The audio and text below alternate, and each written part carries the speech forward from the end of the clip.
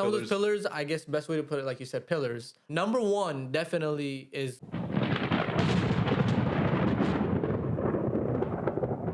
Hey, what's up, guys? My name is Zaine, or you could call me MD. My name is Burak, and we are... The Nindō Podcast. We got a lot to talk about today, so let's get right into it. Our main topic is going to be, what is friendship? Friendship, right? But before that, why don't we talk about why we started the podcast? So we started this podcast because you and I are like-minded individuals, and we see eye to eye on like a lot of stuff. Of course, and to add on to that, I feel like we have a very unique point of view in life because we're like a mixture of the old school and new school, right? We tend to still hold values of the old school because our parents would whoop our asses. And also, we try to be open-minded about everything that's coming in now. As everything, like, new ideas being introduced to us nowadays, I feel like we're able to keep an open mind and accept certain things and understand them. Dude, there's a lot of shit flowing around these days, and you know what? It's hard to keep up with everything. Yeah, definitely. But today, again, we're talking about friendship, right? Yeah. So friendship. Why don't you go ahead and kick it off? So what is friendship? Here we go. I mean, there isn't any right or wrong answer, right? It's a very complex and a broad topic, I guess you could say, because there's many perspectives as to what a friendship is, right? Everybody has their own idea of it. To me, I think a friend is most importantly a life companion. I like that. I like that you said that. And I'm not saying, obviously people would say that about like a girlfriend or wife or lover, right? That they're your life. But I feel like personally, a friend is also a life companion. Someone that's there for you through your good and bad times. Someone that's there to support you, and someone that's there to check you when you're wrong, most importantly, and tell us what we need to hear, not what we want to hear. Okay, so what I'm getting here is that you have these pillars, these guidelines that maybe all relationships should have. Yeah. You want to touch on some of those? Yeah, some of those pillars, I guess best way to put it, like you said, pillars. Number one definitely is love. And then I would say these are not necessarily in order. The rest are not necessarily in order, but I would say respect, honesty, loyalty, and number one being love. Those are, I think, some of the core values of what a true friendship is. You said lifelong companion, and that really hits at home. I think having a lifelong companion is truly something that defines what a friendship should be. That person should be there for you through thick and thin, for the good days, for the bad days. And you mentioned love. If you don't love the person in front of you, you are not their friend, you are not their lover, you are nobody to them. I think a lot of people confuse friendships and acquaintances. Really know the difference between the two. Acquaintance is someone you're just getting to know. You know them on a surface level. And a friendship is just a hell of a lot more than that. Again, like I was saying earlier, I think you and I both have been in situations where we presume that someone was our friend, but maybe in reality, that person was just an acquaintance to us. How do we meet, bro? How do we meet? That's a good question, right? We met 2013. I don't remember the year. It was our freshman year of high school. We both walked into the school, first day of school. They asked us to go get our schedules from the cafeteria. You and I just happened to meet somewhere in the staircase, I believe. We were both lost. We both go upstairs, we get the schedule, and I believe from there we just kind of just start talking. I think I was going up. No, you were going downstairs and I was going upstairs. I believe so. We were looking for I remember. We were looking for the lunchroom, actually, both of us, because we didn't know where it was, right? Come to find out, it's in the 6th floor. Sixth floor, the last floor. Right. I'm going up the stairs, you're going down the stairs, and you were like, hey, man, do you know where the lunchroom is? And I was like, nah, I'm new too, man. It's my first day here. And you're like, no way, me too. And then from boom, right there, we were like, you know what? Why don't we band together and go look for the lunchroom together? And we did that. And I think we ended up having very similar schedules. I think a lot of the classes we ended up having the same classes. Yeah, we ended up having the same classes. Because when we went to the lunchroom, we kind of like just separated right there. And then once we saw that we had classes together and we met each other in class, and I feel like it just like started from right there. We sat next to each other and just...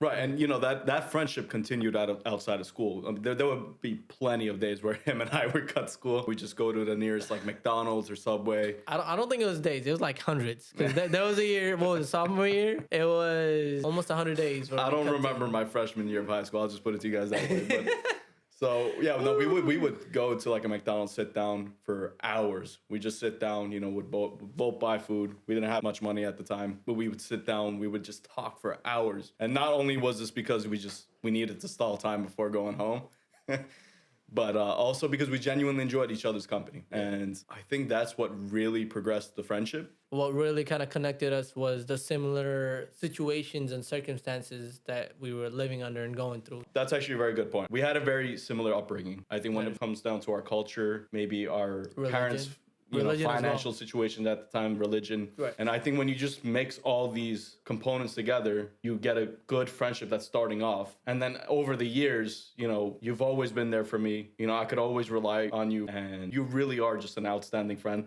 I really can't stress that enough. He means the world to me. I love him. I love you too, Brian. It goes vice versa, man. It goes back to the same thing for you. Like, you've been there a lot of times where I really needed you, be it during the daytime or nighttime, or even when you were living near me and then you live that far away from me now, you would still make the time to come get me or pick me up and meet up, and we just talk, and just, you're always there to listen to me, man. Okay, so I think that's a good point that you brought up there. Making the time to go see someone, right? Well, that's a very good point, actually. I didn't even think of that. Yeah, so I think that also ties into like what a friendship is. I feel like not a lot of people do that. When it comes to like having a good time and fun, anyone can make time. But when it comes to like helping each other out and being there for each other when it really counts, I've seen for myself, and I've also experienced it myself, where not everybody really makes that time, man. Yeah, you know what I mean? Not everybody. A lot of people like to talk, but I believe that actions speak louder than words most of the time. Certain things we would like to hear, we do want to hear, but I feel like, to me personally, actions speak louder than words, and a lot of people don't really back up what they say. But that's why earlier I said people tend to confuse between what a real friend is and what an acquaintance is. I was talking about how we met. Do you realize that we've been friends for not almost, but definitely more than 10 years? When I kind of look back, it's...